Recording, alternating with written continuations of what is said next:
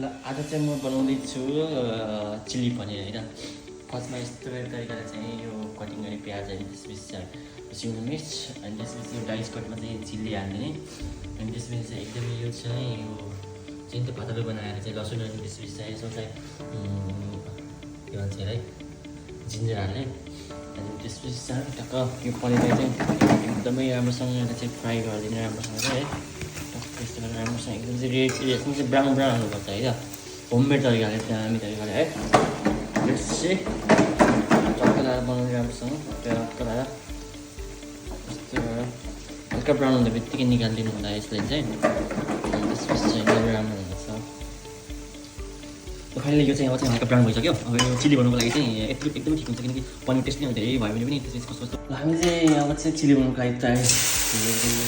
हुनुपर्छ यस्तो निकाल्ने अनि यसमा चाहिँ अब के गर्नुपर्छ भने चाहिँ तेललाई एड गरौँ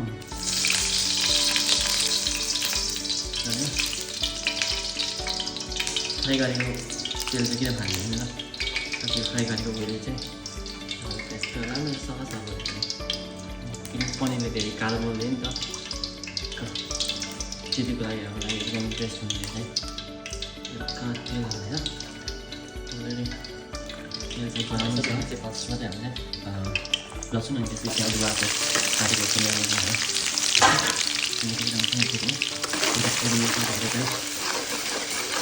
ब्राउन गरौँ होइन ब्राउन गरौँ उसलाई यत्तिकै चाहिँ ब्राउन भएपछि चाहिँ अब चाहिँ हामीले के गर्नुपर्छ भने चाहिँ टक्क लगाएर यो चाहिँ काटेको राइस कटिङमा प्याज अनि त्यसपछि सिमला मिर्च हाल्नु त्यसमा चाहिँ हामीले त्यो चिल्ली पनि राख्नुहुन्छ र चिल्ली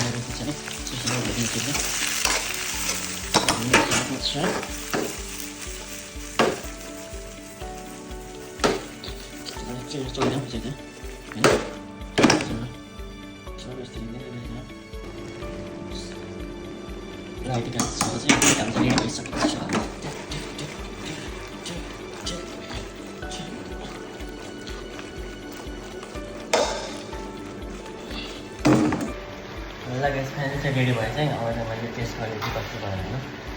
गरम गरम गरम गरम हाल्दा